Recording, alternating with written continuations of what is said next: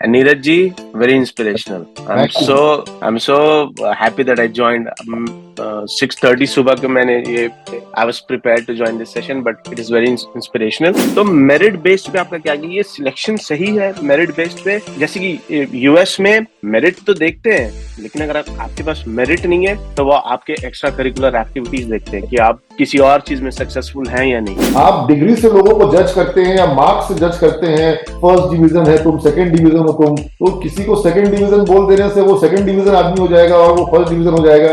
अब तो वो 3.5 लाख का पैकेज दे रहे हैं, तो पैकेज बहुत हाई नहीं है, लेकिन एक भी स्टूडेंट जो आईसीआईसीआई बैंक में गया वो अपने कैरियर में पीछे मुड़ के नहीं देखा। और हर चैलेंज एक अपॉर्चुनिटी होती है, तो ये एक चैलेंज भी है एक एंटरप्रेन्योर के लिए और यही अपॉर्चुनिटी भी है एंटरप्रेन्योर के लिए। तो मैं बोलता हूँ स्टेबिलिटी तुमको लाइफ में एक ही जगह मिलेगी, वो है शमशान में। शमशान में जाके लेट जाओ, वहां फुल्ली स्टेबल है, और उसके पहले उतार चढ़ाव होगा, रोलर कोस्टर राइड होगा, some time it is up, some time it is down, but then you will enjoy the ride. And the next question is from Mohammed Khan. He's joining from California. And first of all, thanks a lot, Mohammed, that it's your early morning and then you have joined it. Yeah, you can unmute yourself and please come on video if you can. Hi Rahul, no, it's always a pleasure joining your podcast, Rahul. And Neeraj ji, very inspirational. I'm so happy that I joined. 6:30 सुबह को मैंने ये I was prepared to join this session, but it is very inspirational. आपने एक story बताई थी एक बच्चे की जिसको 59 आया था और वो टीसीएस पे नहीं जा पाया। तो इस मेरिट बेस्ड सिस्टम पे मैं एज एन एजुकेशनिस्ट आपके राय जानना चाहूंगा, क्योंकि ये सेम चीज जब मेरी पहली जॉब लगी थी तो ये मैं बॉर्डर लाइन 60 पार था, बट थोड़ा इंडिया में हमारा थोड़ा होता है ना कि इंग्लिश प्लस बेस्ट 4 या टोटल सब्जेक्ट पे परसेंटेज निकालना या बेस्ट 5 या इंग्लिश प्लस बेस्ट 4, ऐसे में मैं बॉर्डर लाइन पार हो गया था। लेकिन ये मुझे भी हॉन्ट किया था जब मैं अपने पहले जॉब के लिए गया था, मैं भी काफी वरिड था इस चीज को लेकर। तो मेरिट बेस्ड पे आपका क्या है? ये सिलेक्शन सही है मेरिट बेस्ड पे? जैसे कि यूएस में मेरिट तो देखते हैं, लेकिन अगर आपके पास मेरिट नहीं है तो वो आपके एक्स्ट्रा करिकुलर एक्टिविटीज देखते हैं कि आप किसी और चीज में सक्सेसफुल हैं या नहीं, आप तैयार हैं कि नहीं चैलेंजेस लेने के लिए, और आपके नंबर्स सिर्फ वो डिसाइड नहीं करते हैं। ये यहाँ का सिस्टम है। आपका क्या राय है? और मेरे और भी कई क्वेश्चन है नीरज जी। पहले वन बाय वन करते हैं। जी जी जी जी बिल्कुल। अदरवाइज आप 4 पूछोगे तो मैं 3 भूल जाऊंगा। तो हाँ, तो ये जो पहला सवाल है बड़ा अच्छा है, और ये बिल्कुल साइंटिफिक सिस्टम नहीं है, ये बिल्कुल साइंटिफिक नहीं है जो हो रहा है अभी। लेकिन हमें उनकी कंपनी की भी जो मतलब जो उनका पेन है ना, क्योंकि उनके पास अबंडेंस में एप्लीकेशंस आते हैं, तो उनको कोई एक फिल्ट्रेशन क्राइटेरिया बनाना पड़ता है, और जब वो उस फिल्ट्रेशन क्राइटेरिया को लेकर के अगर फ्लेक्सिबल हो जाएंगे तो फिर क्या है कि उनके ऊपर तरह तरह के एलिगेशन लगेंगे या फिर उसका बहुत मिसयूज हो जाएगा, कोई एचआर जो है उसको मिसयूज करेंगे। तो दे नीड टू हैव, जैसे उन्होंने बना दिया कि 60% होना चाहिए, तो अगर वो बन गया तो फिर वो मान के चलते हैं कि भाई ठीक है, इसके जो बाहर हो जाएगा वो बाहर हो जाएगा। तो वो ये मान के चलते हैं कि भले उसके में टैलेंट हो, लेकिन we don't have provision for that. हम लोग उतना मतलब फिल्ट्रेशन, उतना डीप फिल्ट्रेशन नहीं कर सकते हैं। तो वो मतलब वो फिल्टर का एक एस्पेक्ट है कि उसमें जो निकल गया तो निकल गया। तो ये अभी चल रहा है। जबकि मैंने आपको एक नाम लिया था आनंद वर्धन का, जो मेरा एक पार्टनर था मेरे सैनिरो इन्फोटेक में, जहां हम लोग वेबसाइट बनाते थे। तो he has not done his graduation, उसने ग्रेजुएशन भी नहीं किया था, और मतलब चूंकि उसने स्किल डेवलप किया, और मैंने बताया था कि वो किसी सीनियर प्रोफेशनल के अंडर में जॉब करके सीख रहा था, तो उस जॉब में 1000 रुपीज की सैलरी पे वो काम इसलिए कर रहा था क्योंकि वो सीखना चाहता था। और फिर स्किल के सर्टिफिकेशन का उसने रास्ता चुना, अडोबी से सर्टिफाइड हुआ। अडोबी फ्लेक्स उस जमाने में बहुत पॉपुलर हुआ था। He was the first person of India to become Adobe Flex certified. तो ये स्किल सर्टिफिकेशन जो है, ये अभी इंडिया में बहुत पेनिट्रेट नहीं कर पाया है। और ये जो डिग्री का जो सिस्टम है और जो मार्क्स का सिस्टम है, ये तो एक इशू है। आप डिग्री से लोगों को जज करते हैं या मार्क्स से जज करते हैं। फर्स्ट डिवीजन है तुम, सेकंड डिवीजन हो तुम, तो किसी को सेकंड डिवीजन बोल देने से वो सेकंड डिवीजन आदमी हो जाएगा और वो फर्स्ट डिवीजन हो जाएगा। तो ये तो सिस्टम है गलत। हाँ, लेकिन इसका mechanism. Sorry interrupt. Thank you for your insight. Actually मुझे बिल्कुल ये सही लगा कि ये जो सिलेक्शन रिजेक्शन क्राइटेरिया ये हो ना हो, कहीं ना कहीं हमारे पॉपुलेशन से भी जुड़ा है, क्योंकि इतने ज्यादा नंबर ऑफ एप्लीकेंट्स आते हैं। जहां तक कि अगर आप एचपी को देखें तो वो क्लोज टू $30 बिलियन की कंपनी है, और TCS is like $12 billion company, और एक $30 बिलियन कंपनी 59 परसेंटाइल को चांस दे रही है। तो मुझे लगता है कि एक बात यहाँ पे कहूंगा मोहम्मद, जैसे ये सारा क्राइटेरिया जो है ये एंट्री लेवल जॉब पर है। लेकिन वही अगर हम्म, आपने अपने आप को प्रूव कर लिया है और फिर किसी हम्म, एक्सपीरियंस के साथ आप टीसीएस में जाना चाहते हो और वहां आपका हम्म, मार्क्स 59 है या 58 है, कोई फर्क नहीं पड़ता है। आपने अपने क्रेडेंशियल्स बिल्कुल प्रूव कर दिए हैं, टीसीएस आपको लेने को तैयार है। लेकिन जी एंट्री एंट्री लेवल पे उनके वो क्राइटेरियाज हैं। जी। और एक और मुझे राहुल ने सवाल पूछा था कि आपके हाईएस्ट प्लेस्ड पैकेज स्टूडेंट कौन से थे, जिसपे आपने कहा कि आपने ज्यादा हाईएस्ट पैकेज पे प्लेस नहीं किया, बट मुझे लगता है कि आप एक बहुत कमेंडेबल जॉब कर रहे हैं कि आप एक फाउंडेशन, एक बेस दे रहे हैं स्टूडेंट्स को। और ये जो क्रेडेंशियल्स की बात होती है, आप वो क्रेडेंशियल्स दे रहे हैं, अपने स्टूडेंट्स को तैयार कर रहे हैं कि वो आगे जाके और तरक्की कर सके। तो इट्स लाइक वेरी कमेंडेबल। तो मेरा जो सबसे बड़ा एम्प्लॉयर है वो है आईसीआईसीआई बैंक। जी। आईसीआईसीआई बैंक ने सबसे ज्यादा बच्चों को हायर किया मेरे यहाँ से। और जब फर्स्ट हम्म, बैच को मैंने 2014 में आईसीआईसीआई बैंक में प्लेसमेंट दिया था, तो मैंने बच्चों हम्म, को ये बोल करके कन्विंस किया था ज्वाइनिंग के लिए। मुंबई थाने में और हैदराबाद में ज्वाइनिंग थी, और वहां पर उनका डिजिटल बैंकिंग डिवीजन था आईसीआईसीआई बैंक का। मैंने ये बोल के हम्म, ज्वाइनिंग की थी कि तुम लोग बेटा सोच के जाओ कि एमबीए कोर्स के लिए जा रहे हो, ये तुमको 2.5 लाख का सैलरी दे रहे हैं साल का, इसमें तुम्हारा कुछ खास हम्म, कुछ कमाई नहीं होगा, कुछ बचेगा नहीं, तुम कुछ घर भेज नहीं पाओगे। लेकिन अगर तुम हम्म, एमबीए कोर्स करने जाओगे तो वहां तुम्हारा 5 लाख रुपए लगेगा, और यहाँ तुमको हर साल 2.5 लाख रुपए मिलेगा। तो तुम करेक्ट। इतने खर्चे पे जाओगे, पढ़ाई करो, वहां सीखोगे, तुमको ये पूरा बैंकिंग सिखाएंगे, तुमको ये पूरा का पूरा काम सिखाएंगे, कस्टमर क्लाइंट से बात करना सिखाएंगे, और सैलरी भी देंगे। वो सारे स्टूडेंट ज्वाइन किए, लड़कियां गई, उन लोगों ने वहां फ्लैट लेकर के सब रहे।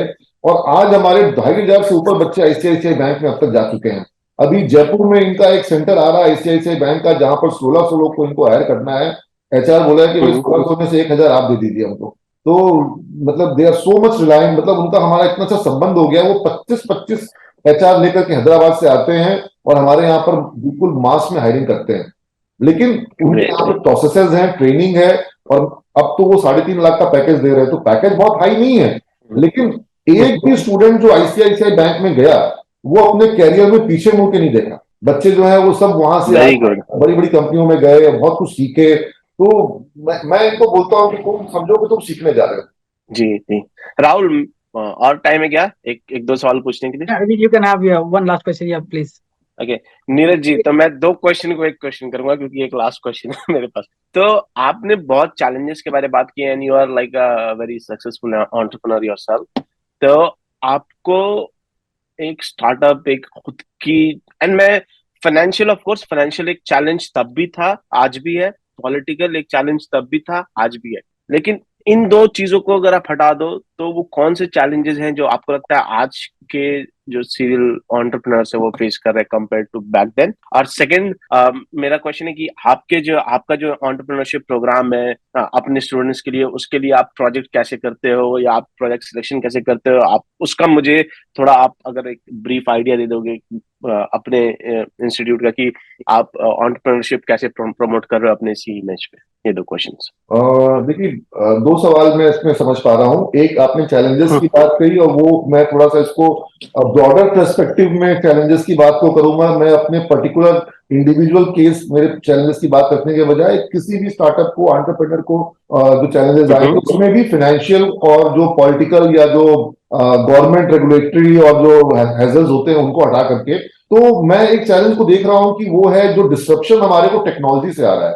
तो टेक्नोलॉजी जो है वो आपके सेक्टर में, जैसे आज मैं अभी एक छोटा सा एग्जांपल आपको शेयर करता हूं कि मैं देख रहा था कि मेरा एक स्टूडेंट जो है वो एक पॉपुलर यूट्यूब एजुकेटर से पढ़ रहा था। मैंने क्लासरूम के पीछे से शीशे से मैं देख रहा था, तो मैंने देखा कि वो एक पॉपुलर एजुकेटर से पढ़ रहा है। She is a girl, very beautiful girl, and she teaches very good programming. तो पॉपुलर है कि वो फलाने माइक्रोसॉफ्ट वाली दीदी है, तो वो उससे पढ़ रहा था। तो मेरे दिमाग में ये बत्ती जली कि भाई ये तो अच्छा पढ़ाती है, और अगर मेरा स्टूडेंट इससे पढ़ रहा है, तो इस जो टीचर्स हमारे क्लासरूम में जा रहे हैं वो वेल क्वालिफाइड हैं, सब कुछ है, लेकिन हो सकता है कि वो उतने इंप्रेसिव तरीके से नहीं पढ़ा सकते जितने इंप्रेसिव तरीके से ये एक स्टार टीचर है और इसका एक ऑरा है।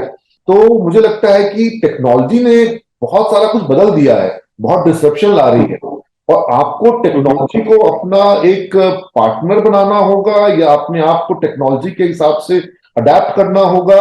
आपको टेक्नोलॉजी को अपने लिए इनेबलिंग फोर्स बनाना होगा।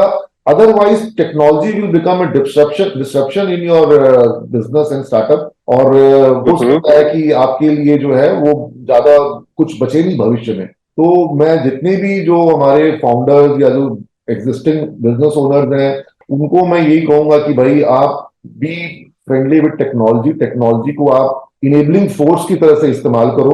तो एक ये मैं देखता हूं कि ये एक जरूर, क्योंकि क्योंकि अब वो हमारा लाइफस्टाइल है, जो कंजम्पशन पैटर्न है, जो हमारा टाइम का जो कंज्यूमिंग पैटर्न है, सब कुछ चेंज हो रहा है। तो मुझे लगता है कि इसके हिसाब से लोगों को इवॉल्व करना होगा। मैंने बात करी राहुल से कि आईटी सेक्टर में प्रोग्रामिंग लैंग्वेजेस में क्या क्या चीज नए मैं पढ़ा रहा हूँ। मैं देख रहा हूँ कि जो हमारा मार्केटिंग, जो हमारा बिजनेस मैनेजमेंट का कोर्स है, वहां पर हम लोग आज भी मार्केटिंग पढ़ा रहे हैं, डिजिटल मार्केटिंग नहीं पढ़ा रहे हैं।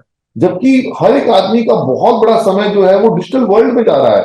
और digital marketing is not just about SEO, और मतलब पूरा का पूरा एक कॉन्सेप्ट है, पूरा का पूरा एक साइकोलॉजी है वहां पर। और आपको उस साइकोलॉजी को, उस पैटर्न को, कंजम्पशन पैटर्न को एनालाइज करते हुए, डेटा एनालिटिक्स को समझते हुए आपको चीजों को डिजाइन करना होगा।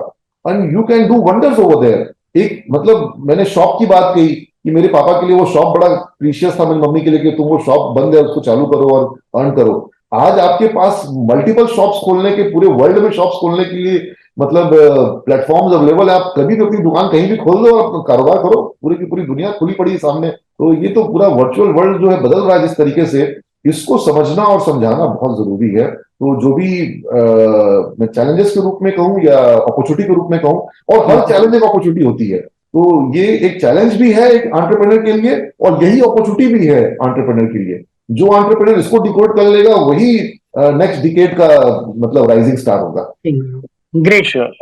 बेसिकली आप बोल रहे हैं कि टेक्नोलॉजी से डिसरप्ट भी हो रहा है, लेकिन उसको I mean it's getting more competitive, but उसको यूज भी करना चाहिए लोगों को, मतलब उसके साथ अडेप्ट करना चाहिए। और दूसरा सवाल आपने पूछा था एक, क्या था वो? एंटरप्रेन्योरशिप के ऊपर कि आप मैं कैसे, हाँ जी तो ये बड़ा मुश्किल काम है बिहार में। आप कितना ही मेहनत कर लो, दिमाग में भरा पड़ा है कि एक तो सरकारी जॉब, और अगर सरकारी नहीं मिले तो कहीं कोई फिक्स जॉब मिल जाए। तो मैं बच्चों को एक ही चीज बोलता हूँ कि भाई देखो, जीवन में उतार चढ़ाव जो है वो आने चाहिए। जब आप मतलब इको मशीन जो है आपका रीडिंग लेती है, तो उसमें उतार चढ़ाव नहीं होगा तो आपको अच्छा नहीं लगता है। आप चाहते हैं कि वो हमेशा ऊपर नीचे करता रहे। और अगर आपको जीवन में बोला कि गवर्नमेंट जॉब में जो है स्टेबिलिटी है, तो सबसे बड़ा जो एडवांटेज जो बताते हैं यहाँ पर बिहार में कि गवर्नमेंट जॉब में स्टेबिलिटी है, तो मैं बोलता हूँ स्टेबिलिटी तुमको लाइफ में एक ही जगह मिलेगी, वो है शमशान में। शमशान में जाके लेट जाओ, वहां फुल्ली स्टेबल है। और उसके पहले उतार चढ़ाव होगा, रोलर कोस्टर राइड होगा, some time it is up, some time it is down, but then you will enjoy the ride. अगर आपको up down roller coaster enjoy करना नहीं आता है तो फिर जीवन जीने का मजा ही क्या है? बिल्कुल। तो इसलिए स्टार्टअप में आओ, एंटरप्रेन्योरशिप में आओ। और मेरे बच्चे आ भी रहे हैं, कुछ बच्चे, थोड़ा इनको एक्सपोजर देने की जरूरत है। मुझे लगता है इसमें सबसे इफेक्टिव काम जो मैंने किया है अभी तक वो है जो मैंने बहुत सारे इंडस्ट्रियल विजिट्स करवाए। और मैं एक कोशिश करता हूं कि जब मैं इंडस्ट्रियल विजिट कराऊं तो जो उसके फाउंडर हैं, और मतलब जो 5,000 करोड़ की कंपनी है उसके फाउंडर को मैंने बच्चों से मिलवाया है। चाहे वो जयपुर में हो, चाहे वो जलगांव में जैन इंडस्ट्रीज में हो, चाहे वो पटना के जो बड़े बड़े इंडस्ट्रियलिस्ट हैं, तो मैं उनको बोलता हूं कि सर आपकी फैक्ट्री में आएंगे और आप वहां पे आइए। और कोशिश करता हूं कि फर्स्ट जनरेशन एंटरप्रेन्योर से मिलवाने का। फर्स्ट जनरेशन एंटरप्रेन्योर की जो स्टोरी होती है ना, वो बड़ी इंटरेस्टिंग होती है। यस। तो ये जितना इफेक्टिव हुआ है, मतलब मैंने बहुत इंडस्ट्रियल विजिट कराए हैं। अगर आप सिर्फ सिनेज इंडस्ट्रियल विजिट डाल के सर्च करोगे यूट्यूब पे, आपको बहुत वीडियोस मिलेंगे। और वो बहुत बच्चों पे उसका, क्योंकि उनको लगता है ना कि ये लखीसराय के हैं, और ये यहाँ किस तरह से जयपुर में आकर के आज इनकी 5,000 करोड़ की इंडस्ट्री है, और ये यहाँ पटना के हैं और इनका यहाँ पे इतना बड़ा इंडस्ट्री है। तो उनको लगता है जब ये कर सकते हैं तो मैं भी कर सकता हूँ। बिल्कुल। ग्रेट।